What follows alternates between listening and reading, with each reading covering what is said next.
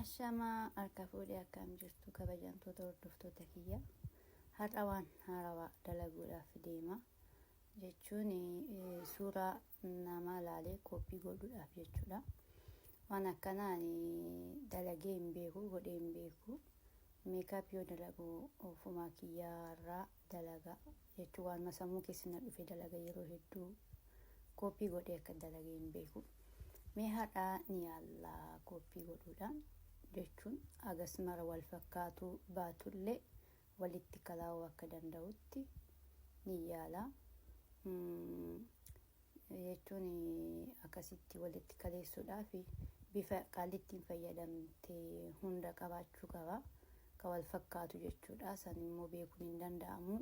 Asumarraa wal fakkaata jedhee ka yaade fayyadamee haala kanaan riizaltiin kana ta'e jechuudha. Mee akkam jettan maal jettan?